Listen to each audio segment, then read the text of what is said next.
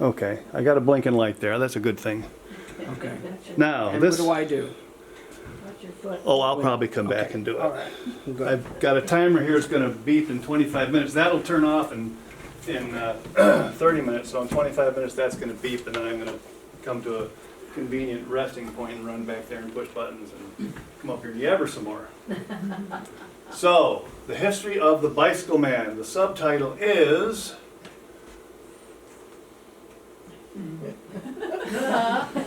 Bottom one. bottom Okay. left. Let me see. I love technology. Isn't it great? Peter, I have a question. Who did the artwork on that? Who could that be? Does anybody know? Another history quiz. Yes. I think it was you. Craig No, Prophet. Wasn't you? No, Craig wasn't me. Prophet. Craig Prophet, yeah, did a great Yeah, job. Craig. It's awfully pixelated here. It was much nicer than the original. Oh, you kidding? Oh. Well, I don't understand why I won't do this. It's Well because it's digital. Yeah. I was just telling Carson, my grandson, I went to Albany, I was giving a talk on bicycle engineering and design and blah, blah, blah. And I got there and it was my turn, it was a bunch of people, and I got up and I brought up my laptop and I plugged it into the plug so my screen was going to show. There it is. Is it working now?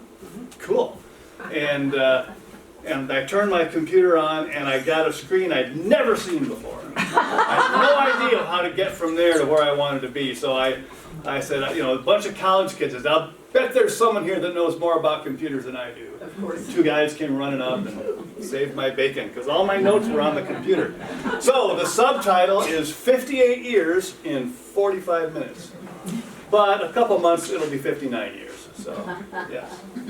So this is the first place I made a living at the bicycle business in Andover. We'll talk about that later. This is the Alfred Station, Baker's Bridge. Actually, let's see, the building was built in Baker's Bridge, but the storefront came from a building that was built in Alfred Station. Right? And the way you can tell is that the storefront came in on a train.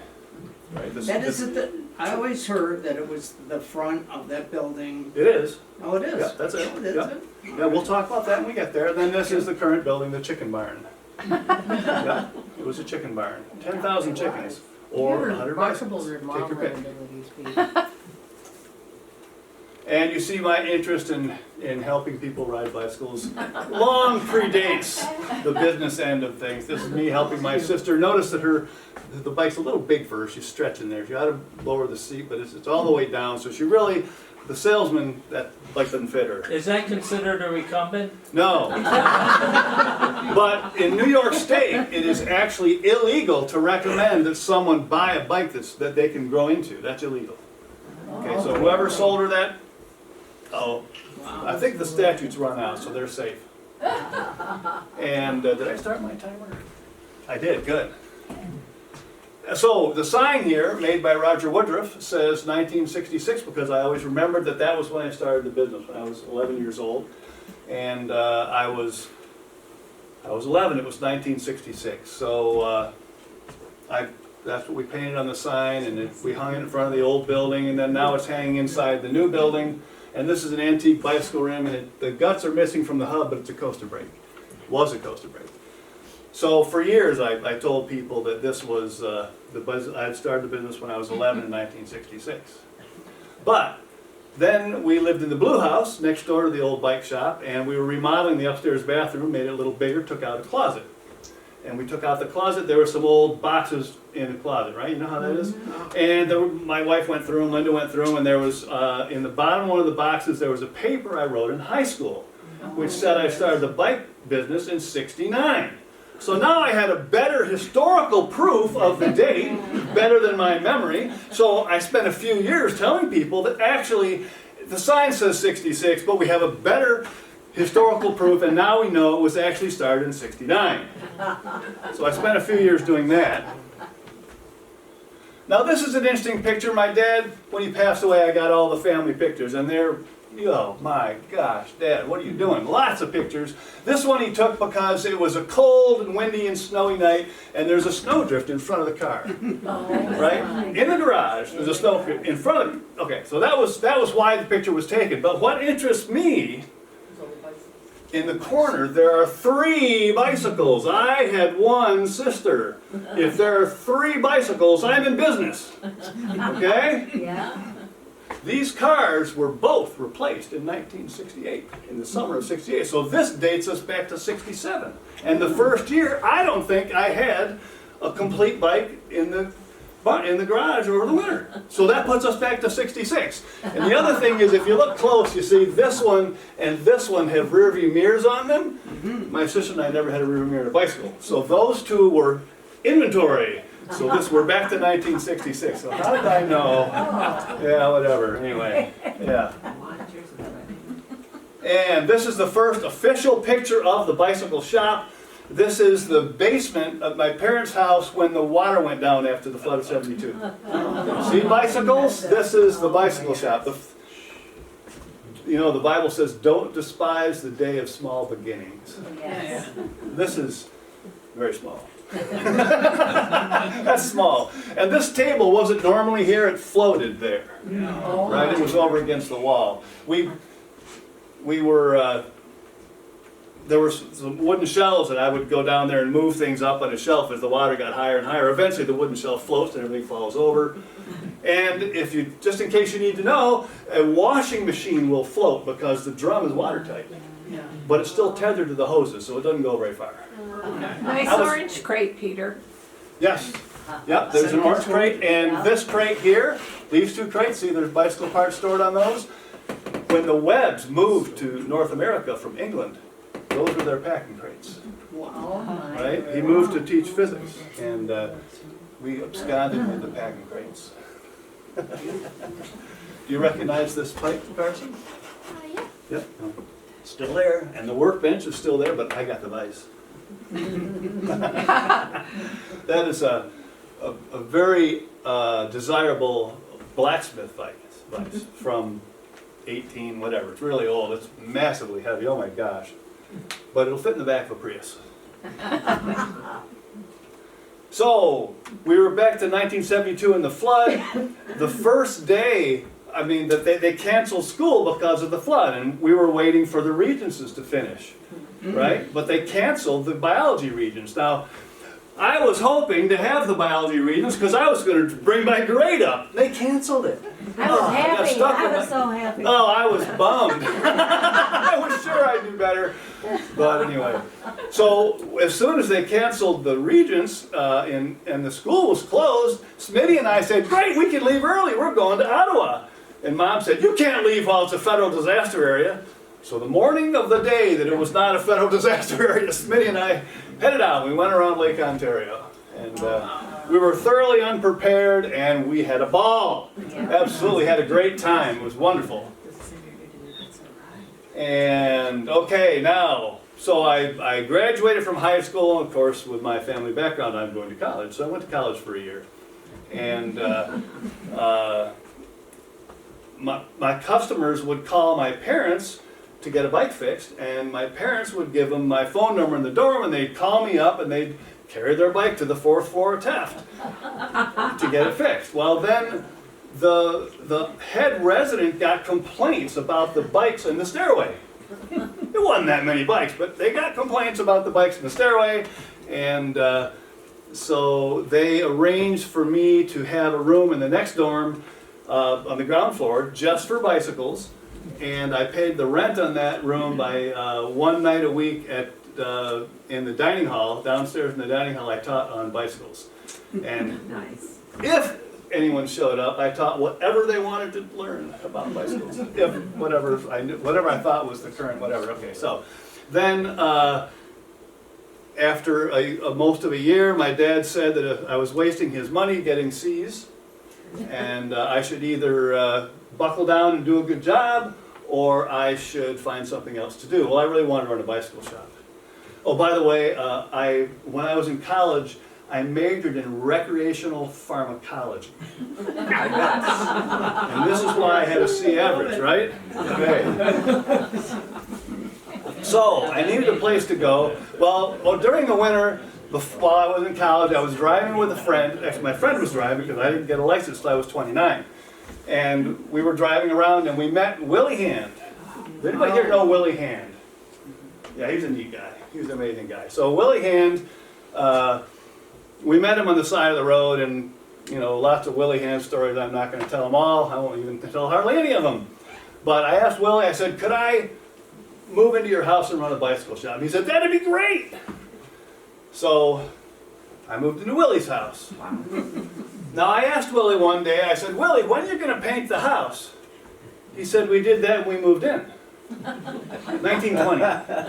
Okay? So the two lessons to learn from Willie: one is that it's good not to stress over things like painting the house. And two is it's good to paint the house occasionally. What street was that on in Andover? That was on Rochambeau, 20 Rochambeau, which is now, when Willie passed away, they sold it to the neighbor who tore it down. They put in a mobile home, and now it's just a grass field, grass yard. Is that you sitting there? That's me, yeah, by golly.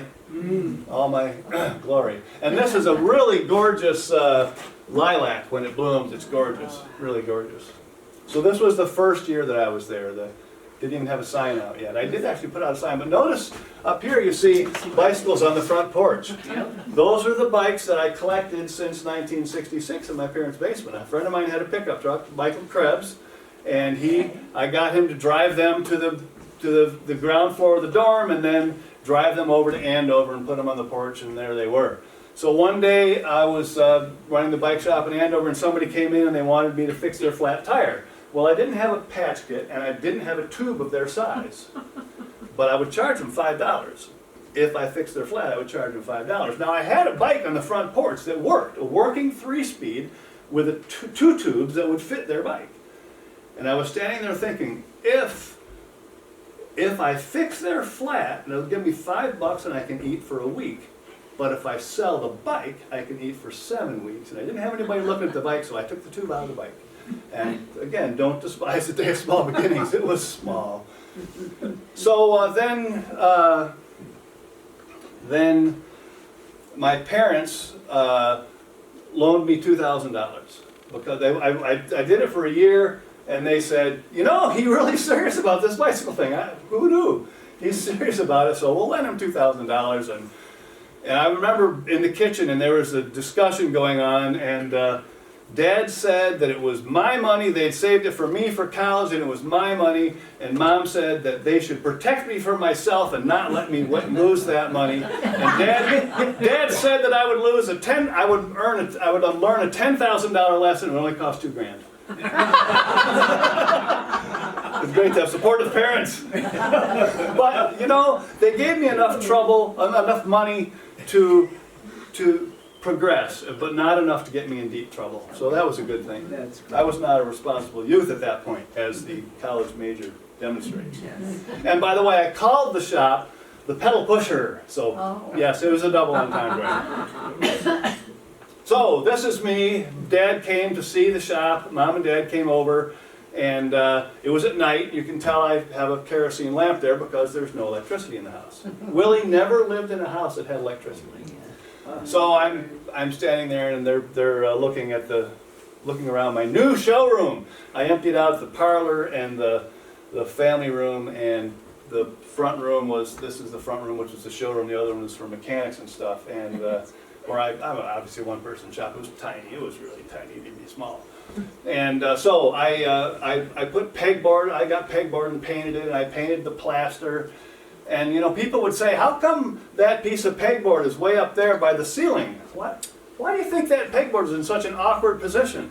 A hole you're covering up. That was the hole in the plaster. 2 points. This crowd is sharp tonight. They're getting everything right. Yeah. So it was strategically located over the lack of plaster.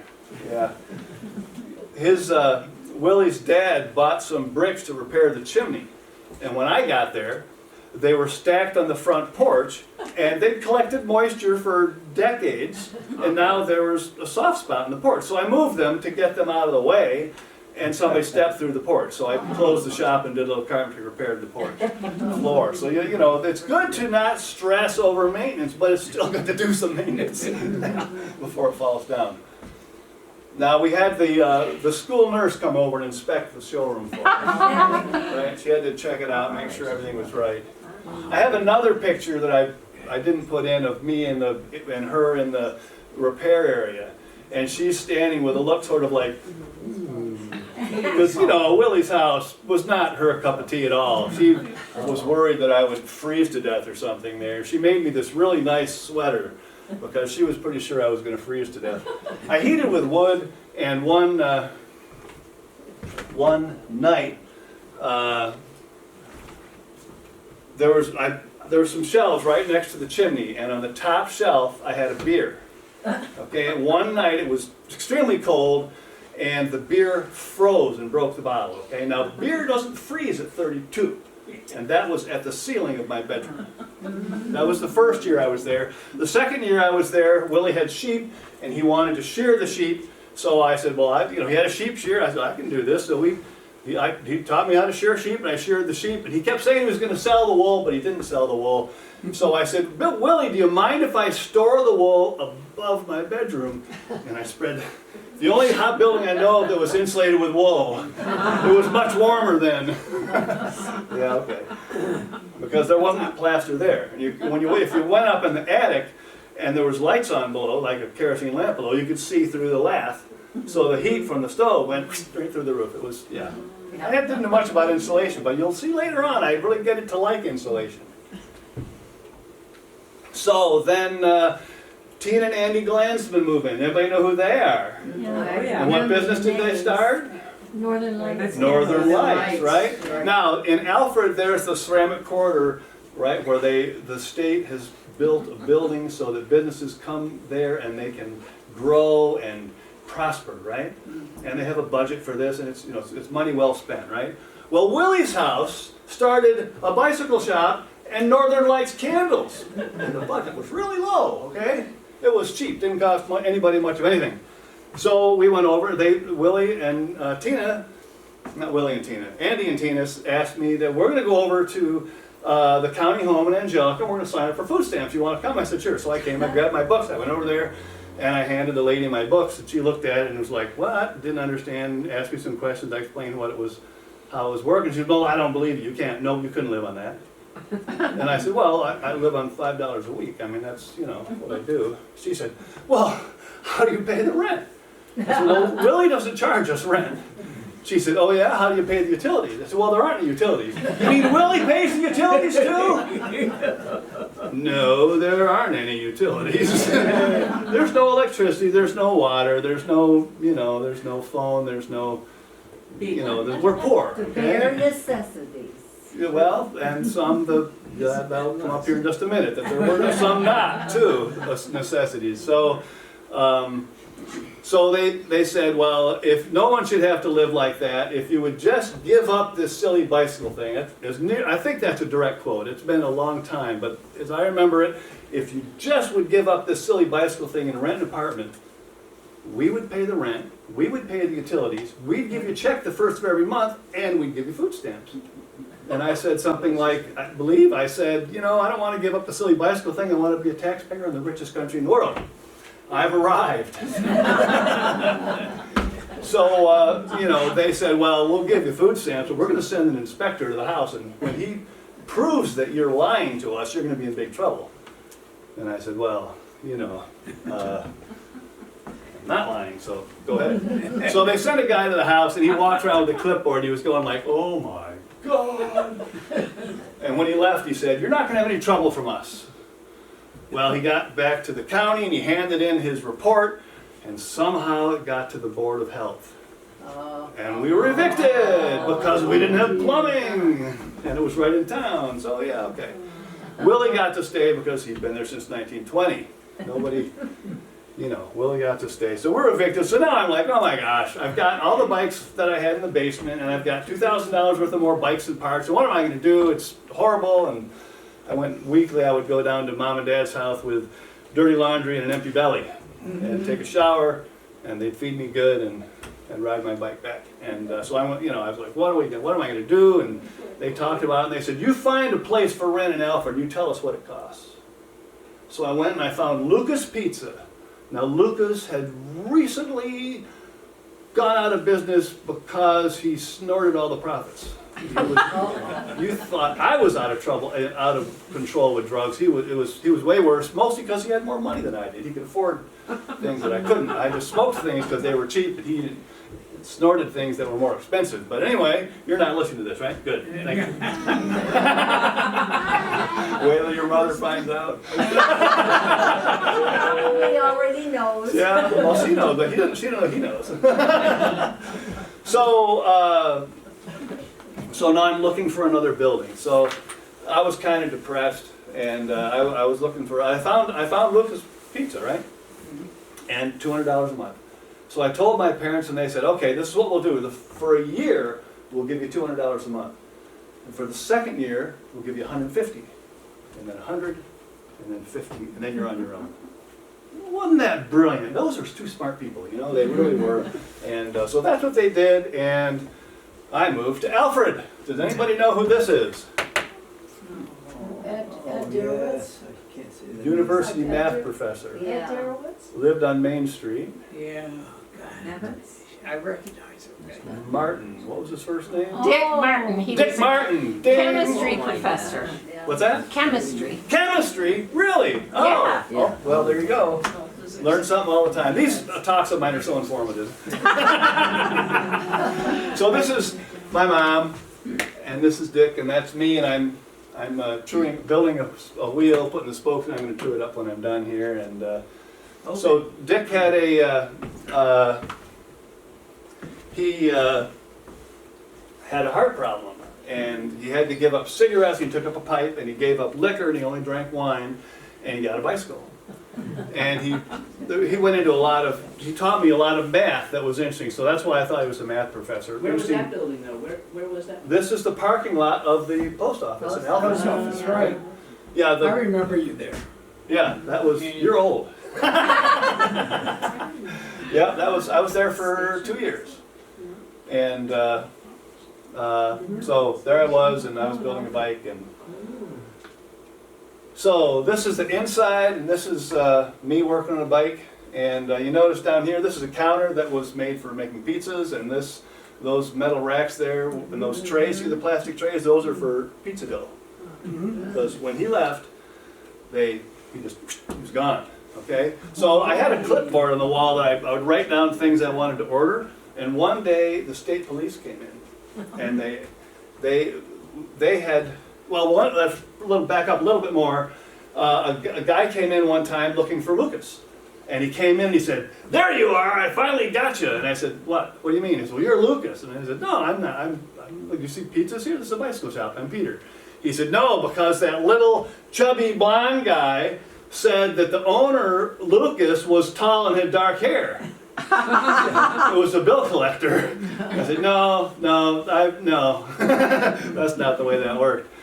But the little before that, the state police had stopped in and wanted to know where Lucas was. And it turned out that his wife didn't know where he was. He had just gone. So it just left. And so when the guy, the bill collector came looking for Lucas, I grabbed this clipboard of things I wanted to order, and I said, let me put your name on the list of people that are looking for Lucas. I'll put you right here after the state police. And the guy said, never mind. It was actually a rear derailleur. It was the last thing on the line, but So this is a tandem bicycle for two. There were two of those. And when I bought the schoolhouse, we did the move with my dad's Chevette and a trailer, right? Several trips, but we did it. And so the bikes I would ride down. I would ride down there and work on the building a bit and hitchhike back and ride down and hitchhike back, right? So every day it was right in front of where the post office is. So before I went down, I would look out the window, and if there was somebody hitchhiking at the traffic light, I'd break the tandem. and I'd ride, and I'd give them a ride. They're always going to either Tinkertown or the grocery store across the street. So I'd give them a ride, and then I'd go on the rest of the way, and I got my tandems down to the new building that day. So that's how we did that, yes. And so then Bikezilla. Actually, there's a product on the market. When I was writing this, Microsoft kept suggesting that I meant, when I wrote it on Facebook, there were 2 people named Bikezilla on Facebook. Well, whatever, I predate them, I'm pretty sure. So when I was in Andover the second year, would have been 76, in the winter, there was an article in Bicycling Magazine of some people in California were taking clunkers, old 1-speeds, and making them into bikes to race downhill. And that's my note that I need to stop that. Turn the camera off in a minute. But so I saw this thing and turned old 1-speeds into mountain bikes. That'd be fun, right? There was no such term as a mountain bike at the time. They were just riding off-road with bicycles, right? Now that would be cool, and it's old junk parts. I've got that. So I built this thing. It had a 5-speed derailleur and a disc brake in the back and a horn. Yep, required by law in New York State. Audible device attached to the bicycle. If a policeman ever stopped me and asked me where my audible device was, I'd grab the handlebars and go, ah! I'm attached to the handlebars and I'm loud, so they never asked. One time, Dale Butts did stop me. I was riding up to the grocery store and it was, pushing twilight. And he pulled me over. His kids had bikes, so he pulled me over and he came back and said, Pete, don't you have a headlight? And I said, well, do you want to buy one, or do you want me to have one on the bike right now? He said, yeah, on the bike right now. I said, well, okay, I'll sorry. He didn't give me a ticket though, which contrary to all the stories you've heard. Okay, now I'm going to go reset my camera before it does it on its own. There, Looking good. blinking, good. All right, so this is Bikezilla, and I would go climb short flights of stairs and descend stairs and, descend paths that you couldn't really walk down. It was fun. I had just an off-road. I'd been racing for a while, and I just still didn't have a license, and I rode the road a lot, and it was interesting to go ride something else. So I built a mountain bike, and it was fun. And now my first real 5 minutes of fame. I was gonna ask you. Right? A friend of mine took this picture and submitted it to Bicycling Magazine to their photo contest in 1979, and they won. No. And they got a phone call from the photo editor of the magazine. And he said, how did he get up there? And she said, what do you see about the technical specs that I put with that photo? He said, yeah, what's that? Also, there's 2 f-stops and 2 shutter speeds. What does that mean? This was before Photoshop, right? She took 2 negatives and she shrunk the one and blew up the other until the scale was right. She cut one up with a razor blade and she put the bike on top of the building. But it was one of those gray days in the winter, right?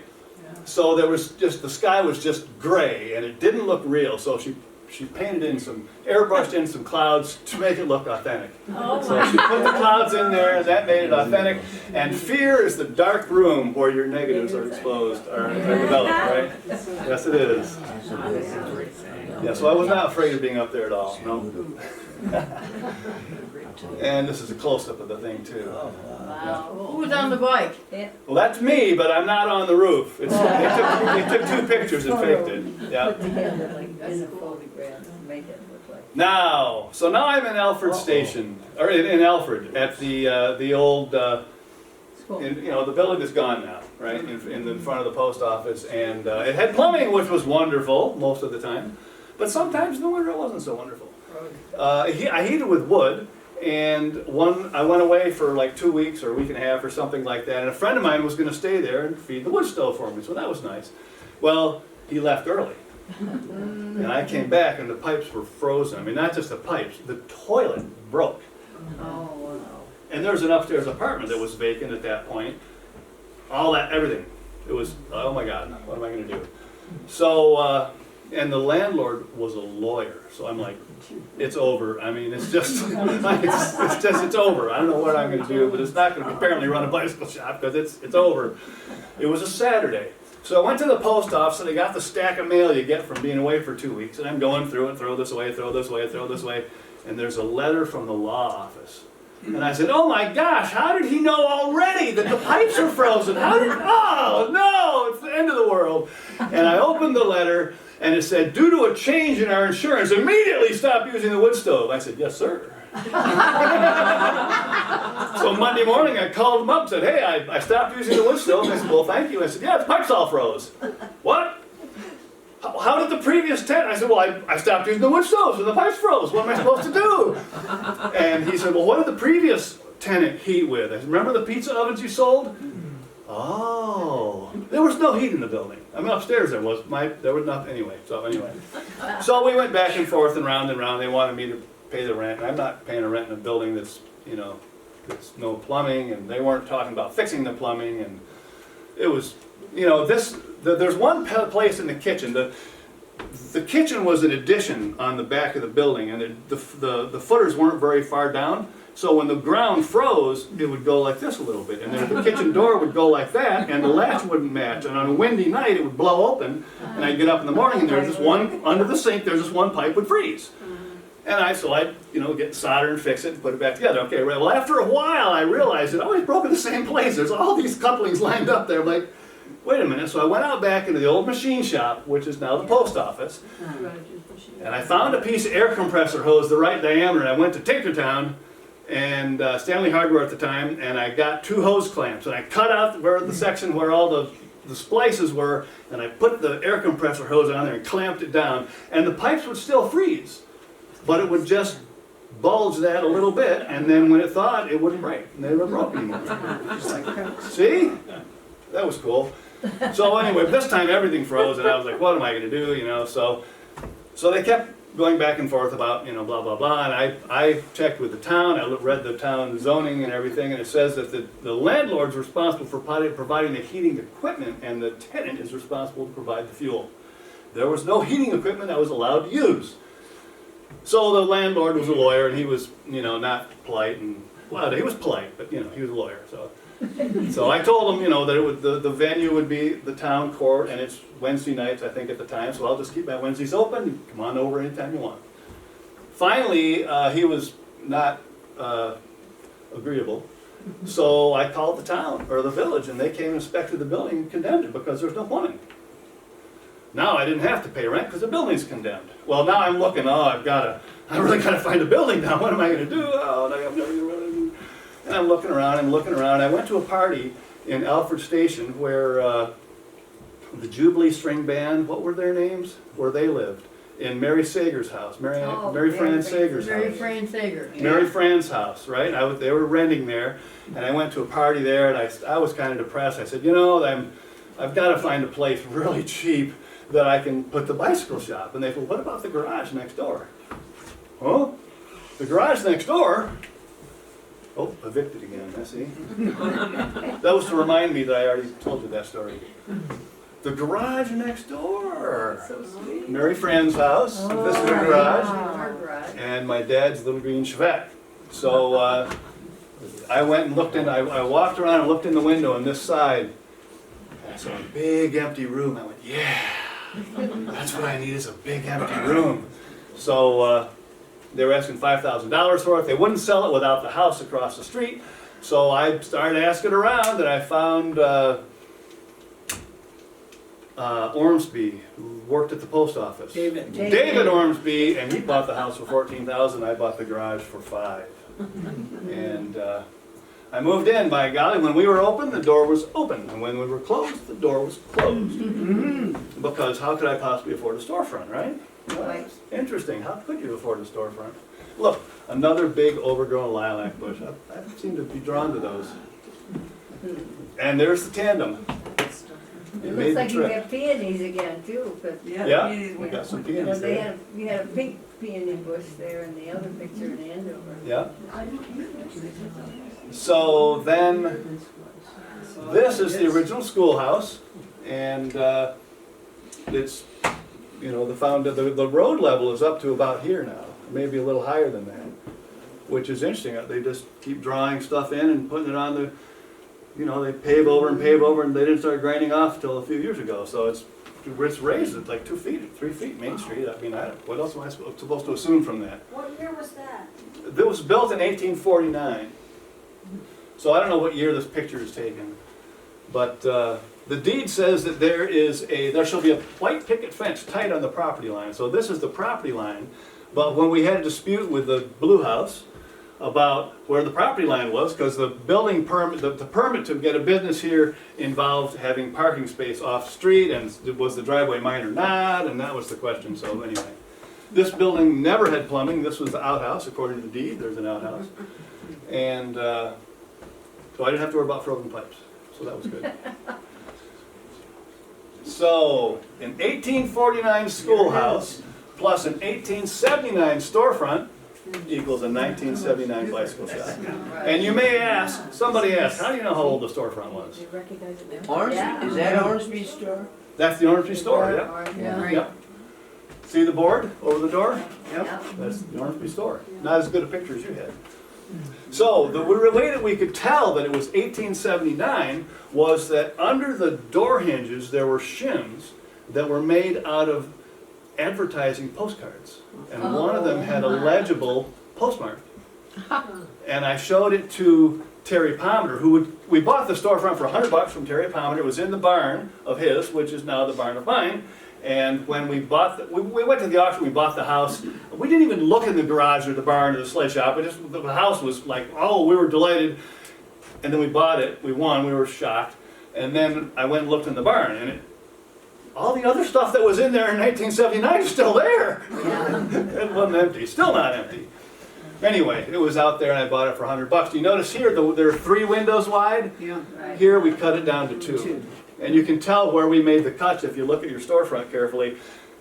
The good ones were done by them. The ones that didn't fit quite so well. The ones with more putty in them, those were ours.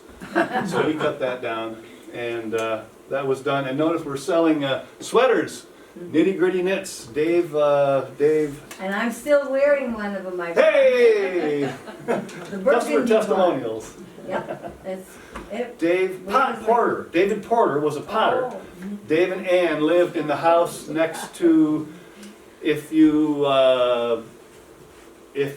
come from drive by the post office, you turn right where the old Ormsby store was, you're coming toward Hamilton Hill, Yeah. and there's the house the Corkies just bought, and then there's the spot where the hotel used to be, Right. and then there was the pottery shop was there, and they tore that got torn down also. He now lives in Ukraine, and he lives in Western Ukraine, and he doesn't like Russians, but he's still alive and doing okay the last I checked. He's on Facebook, so anyway, that's where we got that.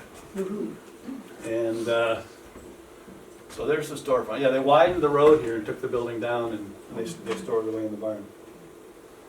So this is Don Lindemann and me, and we're putting and this is I forget her name. She was the dog that belonged to the Jubilee String Band. I forget their names.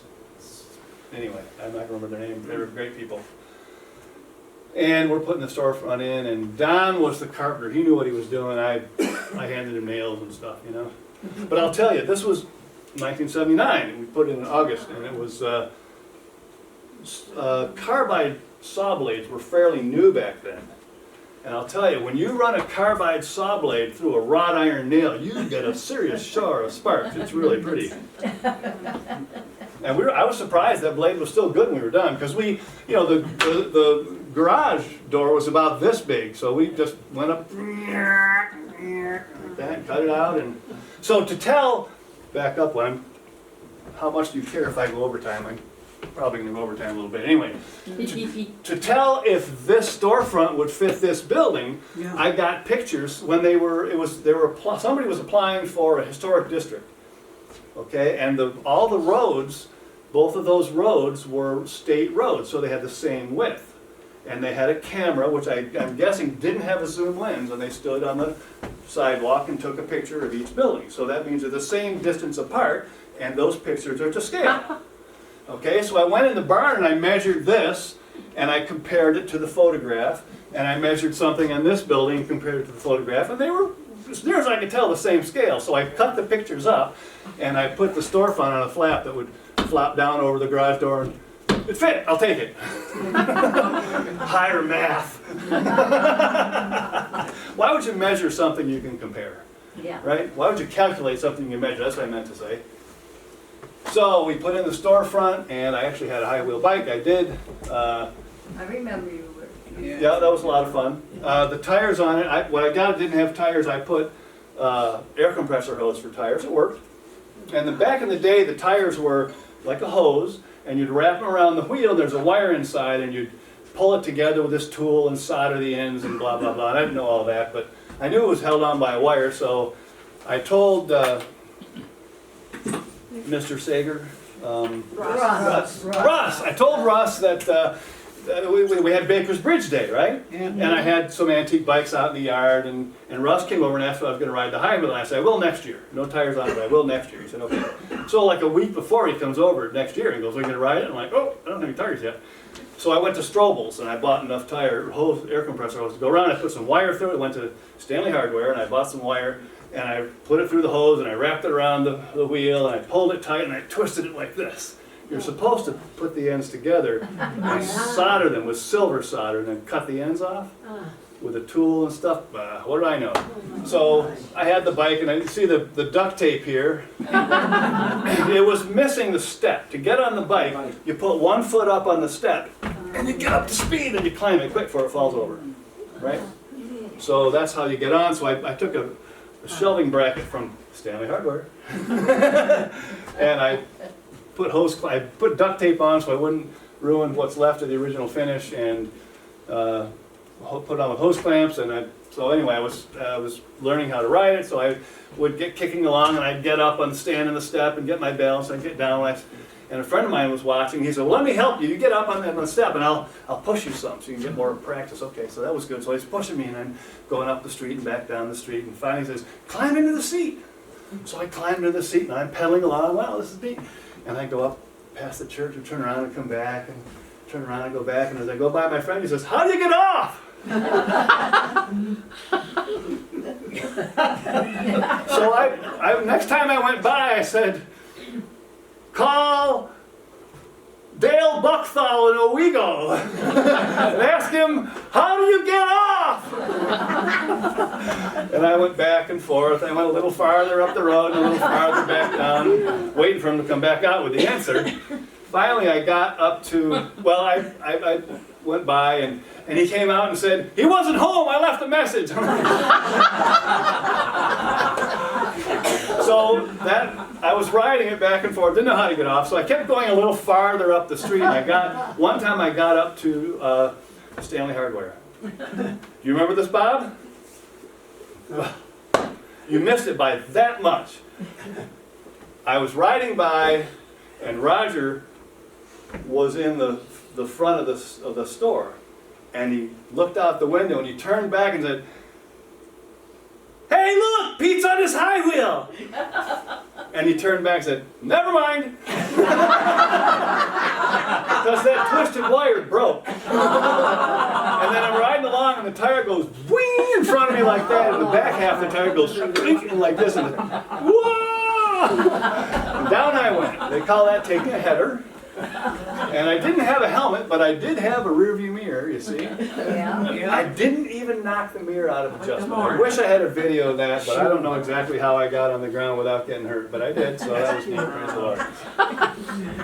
And here's the sign that says 66, although you can't read it. And the sign hanger is a historical, it's a recreation of a historically accurate sign hanger from the period. Oh. So you might want to, before you hang something on it, you might go check the welds. I think they were pretty good, but Okay. it's been hanging for a while. It's heavy. And it's thoroughly bolted to that wall, believe me. Going nowhere. So, here's the high wheel. When I got it, the handlebars were upside down like that. They were supposed to be down, but the previous owner didn't know what they were doing apparently, and they had it like that. And this is it without the tire and the bike shop. This is inside the schoolhouse. And it gets more crowded. Oh, wow. And here I am on the phones with something or other. Yeah, a lot of voices. So, and then Okay, there's a bicycle race. Let me go back one. So there's a bicycle race coming up, and I'm working on a customer, friend, Tom Beebles, an art student, and I'm working on his bike, and a friend of his, Dwayne Abbott, from Trexlertown, PA, which is where the East Coast Track Bicycle Velodrome is. I'm like, oh my God, he's gonna have me for lunch. He's from Trexlertown. I'm in big trouble now. And so Dwayne, we called him Motormouth. He kept going on and on about how his bike had a 54-tooth sprocket in the front. Okay, and Tom only had a 53. So you do the math. The 54 is going to win, right? Well, yeah, if you have infinite horsepower, that's true. But of course, none of us do. So he was going on and on and on about this, and I'm working on Tom's bike. And after a while, I stopped working on Tom's bike, and I went over and I looked at the other bike. And then I went to him and I said, so you're saying that the high gear is going to win the race tomorrow? And he says, yes, it will. The high gear, the 54 is going to win the race. And I turned to Tom and I shook his hand. I said, congratulations on your win tomorrow. And the other, Dwayne, is like, what do you mean? I got the 54. I said, you got a 54-14. He has a 53-13. His gear is higher than yours. And if the high gear is what wins, then Tom's your man. So now he gets angry. Well, if you're so smart, why don't you come to this race? I said, well, this race in Hornell, I've been there. Oh yeah, how'd you do? Well, I'm undefeated. Oh yeah? And what chain rings do you have? He had a 53-42. And I said, well, I have a 45-28. And he went, no, you're just crazy. We're going to get to the top of the hill, and everybody's going to shift in the big ring. You're already going to be in the big ring, and we're going to leave you in the dust. By the time I shifted into the high gear, I could tell by the color of his jersey in my mirror that was Dwayne in third place. So at the finish, the finish is in front of the Knights of Columbus. We're coming the other way, back toward Alfred on Main Street, so we go over that little bridge. Yeah. And I'm drafting him over the bridge, and we're coming down, we're going pretty quick, and I pull up next to him. And I know that he knows that I only have a 45. I wanted a 48, but it was out of stock. So I had a 45. And I knew that he knew that I didn't have much high gears. So I'm pulling up left and spinning like crazy, right? I was known to be, they called me Spin Ho sometimes, in the bike group they called me Spin Ho. So I'm spinning up next to him, and I waited until he looked over, and I saw him look at me. Out of the corner of my eye, I saw him look at me, and then I abruptly and as noisily as I could, I upshifted one more time. And he was so demoralized in the pictures Dad took at the finish, he's got his hands up like this. And I'm like, because I knew he had the 53 back there. No, he gave up, which was totally my plan. Totally, yes. So, intimidate and conquer. So, there it is, getting a little more crowded. And here we are, Peter Stahl, 38.50. Tom Beeble, 5 seconds behind me. Dwayne Abbott. 54-2. If math was all that mattered, he'd have eaten my breakfast, you know, but it's not all about math. Oh, also, notice some of the races I went to, there were, like, you know, people had team jerseys, and I went to a race in Corning, and there was a team van that was painted to match the team jersey, and they had a team toolbox that was painted to match the van. I'm like, oh, I'm intimidated. So I got a friend. I took a T-shirt that was a little tight, so it wouldn't flap in the wind, be aerodynamic, and a friend of mine painted the Bicycle Man on it with fabric paint, because I could afford that. I was still poor, okay? I was still poor. And then this is an article, the Hornell Tribune. This was the 7th year of this race. I was undefeated, and they sent a reporter up to talk to me, and I said that I wasn't going to race anymore because as a ministry it was unproductive. I was hoping to be able to share the gospel with somebody while I had their attention at the race. But nobody wanted to talk about that. They wanted to talk about why I pedaled so fast and what brand bike I had. And so this was the bike I had, and in one place here it says that, I quote the Apostle Paul, and he says, you know, all people who strive for victory or mastery in athletics are moderate in all things. And they do it for a perishable crown, but we do it for an imperishable crown. And I quoted that. It's in here somewhere. I can't read it in this, but anyway, so that was in there. And so the other thing was that a guy who had been chasing me for over a year, he was getting closer and closer behind me. And I knew he was probably going to be the man to beat, but I was only racing one more time. And he came into the shop like 2 weeks before the race, and he bought my bike. He offered me serious money, and like I said, I was poor.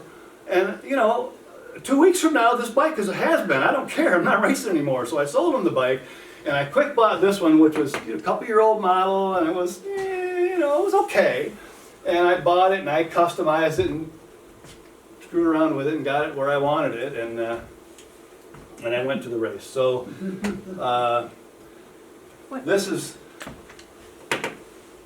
that is Barry Mather, and this is the last race. This is the race that article was about.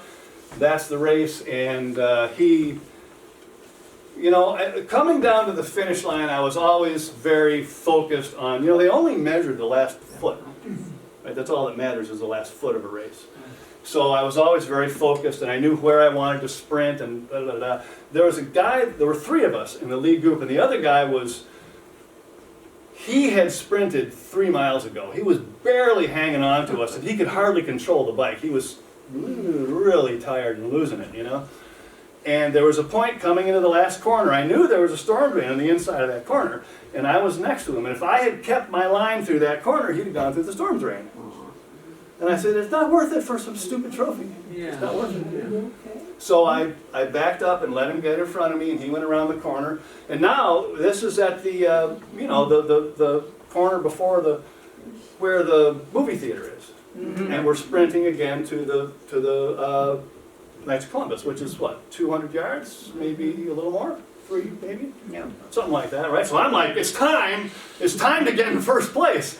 So this guy's in front of me, and Barry's sprinting off the front, and I'm like, yeah, Barry! So I pull out to the right, and I start to sprint, and the guy kind of wobbles to the right. So I pull over to the left, and he kind of wobbles to the left. So I pull over to the parking lane, for God's sake, and go past him. And if the race had been another 100 yards, I probably would have won. I was a better sprinter, but Barry beat me on my bike. It wasn't the rider, it was the bike. So Barry beat me. Peter, when was that? I'm not sure. It was certainly before 1985. It was after 1980, so early 80s sometime. I'm sure I could look it up. So, back to this story. Somebody saw this story, top of the front page of the sports section of the Tribune, my 15 Minutes of Fame. And they saw this, and all I'm talking about, like here it says, forgetting what is behind and press toward the mark of the high call of the Lord in Christ Jesus, right? I can read that little section. So, you know, I'm talking about the Lord, because that's my goal these days. So anyway, so somebody saw this, and they worked at the hospital, and they took it to the hospital, and they showed it to a nurse that they knew. And they said, you ought to meet this guy. He talks just like you do. He talks about the Bible all the time. You ought to meet this guy, right? Terry Frazier also worked at the hospital. Oh, And Terry Frazier said, no, I know him. You wouldn't like him. Thanks, Terry. But the truth is, the nurse was a redhead. She cute? yeah. Yep. So we're still together, and She's she's a still blessing. cute. 40, she's still cute. 40 years this summer, Oh, very good. and yellow is still her favorite color. So then we had kids. This is Rachel. This is Abigail. Rachel's smiling. Abby, not so much. But a couple days ago, Rachel told me that we would go for rides in the trailer, and it was really a special treat if we went to Grandma and Grandpa's house. So there we were, and we went down to Grandma and Grandpa's house on our bikes. And after a while, Abby outgrew the trailer. So after that, we did this. You can see Rachel's helmet there, but Abby's riding on the back of that thing, and it worked. It was, you know, not quite ready for prime time, but it worked. So the bike shop started to get busier. In '95, I quit riding a traditional bike because my wrists were sore, and I got myself a recumbent. I loved it. Wow, I couldn't believe it. They weren't more popular, and I was trying to sell locals recumbents, and they're like, well, those are weird. Okay, peculiar is the correct New Testament term, by the way. Yes. You can see your sign better. And notice we were selling canoes at the time. You can see the sign a little better, yeah? Yep. Yeah. And this is painted in a darker color scheme, which I like a little better. And we took this van to New York City. There was a bike show in the World Trade Center in 2001.